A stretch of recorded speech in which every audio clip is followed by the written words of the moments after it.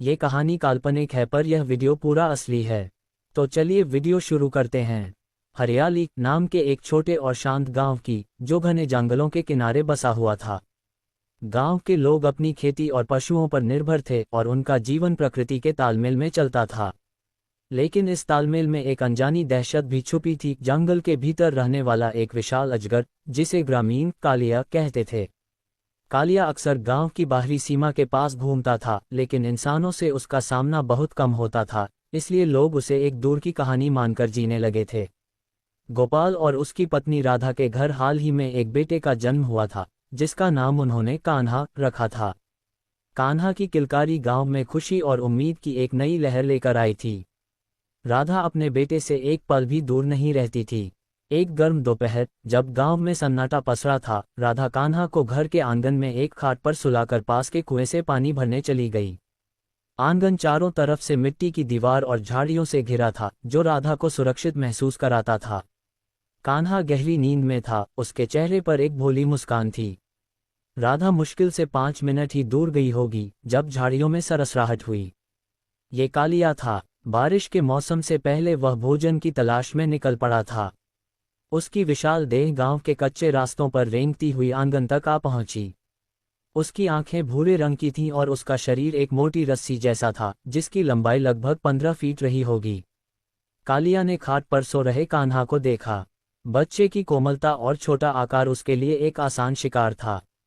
किसी भी आहट या हलचल से पहले अजगर बिजली की गति से आगे बढ़ा। उसने बच्चे के शरीर को अपने विशाल जबड़ों में जकड़ लिया। कान्हा की आंखें खुलीं, पर वह कोई आवाज नहीं निकाल सका। अजगर ने एक ही भयानक और दिल दहला देने वाली गति से बच्चे को निगलना शुरू कर दिया। ये सब कुछ इतनी जल्दी हुआ कि शिशु को बचाने का कोई मौका ही नहीं था। जब राधा पानी लेकर लौटी, तो उसने देखा कि खाट खाली है। उसका दिल धड़कना भूल गया। खाट के पास की मिट्टी पर एक मोटी, सर्पीली लकीर बनी थी। उसकी नज़र थोड़ी दूर झाड़ियों के पास गई। वहां कालिया, जिसका पेट बीच से असामान्य रूप से फूला हुआ था, धीरे धीरे जंगल की ओर रेंग रहा था। राधा के मुंह से चीख निकली, एक ऐसी चीख जो किसी मां के कलेजे से निकली हो। कान्हा, मेरा बच्चा! उसकी चीख सुनकर गांव के लोग लाठी डंडे और कुल्हाड़ी लेकर भागे।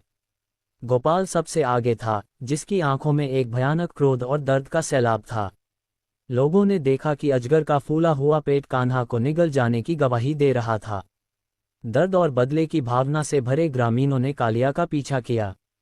कुछ ही देर में उन्होंने उसे पकड़ लिया, जब वह एक बड़े पत्थर के पास सुस्त पड़ चुका था। वह हिल भी नहीं पा रहा था, क्योंकि उसके पेट में शिकार था। लोगों के क्रोध और दर्द के सामने उस जानवर का जीवन कोई मायने नहीं रखता था। एक भयानक मंजर था। गोपाल ने कांपते हाथों और रोती आंखों से एक तेज धार वाली कुल्हाड़ी ली। वह जानता था कि अब कान्हा को वापस नहीं पाया जा सकता, लेकिन वह देखना चाहता था एक आखिरी बार अपने बेटे को। गांव वालों ने मिलकर अजगर को दबाकर रखा। गोपाल ने अजगर के फूले हुए पेट के निचले हिस्से पर सावधानी से कुल्हाड़ी से वार किया। पेट चीरा गया। जो दृश्य सामने आया, उसने हर किसी को स्तब्ध कर दिया। अजगर के भीतर कान्हा का छोटा प्यारा शरीर लगभग जस का तस था, पर उसमें प्राण नहीं थे। अजगर ने उसे जिंदा ही निगल लिया था। वह एक नया जीवन, जो अभी अभी दुनिया में आया था, एक क्रूर जानवर के कारण समाप्त हो गया था। राधा जमीन पर गिरकर दहाड़ मार रोने लगी। गोपाल ने अपने बेटे को अजगर के पेट से निकाला और उसे अपनी छाती से लगा लिया। ये दृश्य गांव वालों के दिल में हमेशा के लिए एक भयानक स्मृति बन गया। इसके बाद ग्रामीणों ने न केवल अजगर को मार डाला, बल्कि उस दिन से उन्होंने जंगल की सीमा पर पहरा लगाना शुरू कर दिया। ये घटना दिल दहला देने वाली थी, जिसने उन्हें सिखाया कि प्रकृति कितनी क्रूर हो सकती है, और एक माँ बाप के लिए सबसे बड़ा दुख क्या होता है। कान्हा का जन्म एक खुशी थी, पर उसकी मृत्यु एक ऐसी भयानक त्रासदी बन गई जिसे हरियाली गांव कभी नहीं भूल पाया।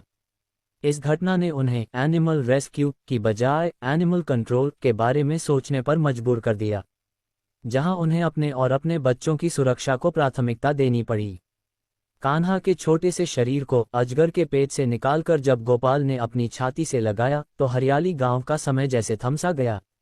वह सिर्फ एक बच्चे का शव नहीं था, वह गांव की सामूहिक आत्मा पर लगा एक गहरा घाव था। एक ऐसा दृश्य जो किसी भी पिता या मां को जीते जी मार दे। अगले कुछ दिनों तक गांव में मातम पसरा रहा। कान्हा की अंतिम यात्रा में पूरे गांव की आंखें नम थीं। राधा की चीखें, जो जंगल की चुप्पी को चीरकर निकली थीं, अब शोक में बदल चुकी थीं। वह न बोल पाती थी, न रो पाती थी, बस पत्थर की मूरत बनकर अपने पति गोपाल के सहारे बैठी रहती थी। गोपाल, उस मेहनती किसान का चेहरा अब दर्द और अपराध बोध की गहरी झुर्रियों से भर गया था। वह बार बार खुद से पूछता था, क्या मैं अपने बच्चे को बचाने के लिए काफी करीब नहीं था? क्या मैंने उसे एक पल के लिए भी अकेला छोड़कर गलती कर दी? अजगर का पेट चीरकर बेटे को वापस लाने की वह भयानक स्मृति उसे रात दिन सोने नहीं देती थी। इस घटना ने गांव के लोगों को हिलाकर रख दिया। वे प्रकृति का सम्मान करते थे, लेकिन अब उन्हें एक कड़वी सच्चाई का सामना करना पड़ा था, जंगल की क्रूरता। ये घटना केवल एक जीव की मृत्यु नहीं थी, यह एक जीवन और जंगल के बीच की नाजुक सीमा का टूटना था। गांव ने सीखा कि कभी कभी रेस्क्यू या बचाव का मौका नहीं मिलता, केवल क्रूर निष्कर्ष सामने आता है। कान्हा की याद में गांव वालों ने जंगल की सीमा पर एक मजबूत दीवार बनाने का फैसला किया। ये दीवार केवल पत्थरों की नहीं थी, यह उनके डर, उनके संकल्प और उनके खोए हुए विश्वास का प्रतीक थी। अब हर घर का आंगन, हर बच्चा, गांव के हर बुजुर्ग की निगरानी में रहता था। उन्होंने तय किया कि अब वे कालिया जैसे किसी भी खतरे को अपने करीब नहीं आने देंगे। हर साल जब उस भयानक दिन की सालगिरह आती, तो गांव वाले कान्हा की कब्र पर फूल रखते। ये फूल अजगर के कारण मरे एक मासूम की स्मृति में होते थे, और साथ ही यह इस बात की याद भी दिलाते थे कि जीवन कितना अनमोल है और प्रकृति के साथ सह अस्तित्व कितना खतरनाक हो सकता है। हरियाली गांव फिर से अपनी जिंदगी की ओर लौट आया, लेकिन वह अब पहले जैसा शांत और भोला नहीं रहा। हर हंसी में एक दबी हुई आहट थी, हर खेलती किलकारी के पीछे एक डर छुपा था। कान्हा की कहानी गांव के हर कोने में एक अनकहा सबक बन गई। एक दर्दनाक सबक, जिसने उन्हें सिखाया कि जिंदगी में कुछ जख्म ऐसे होते हैं जो समय के साथ भरते नहीं, बल्कि हर सांस के साथ और गहरे होते जाते हैं।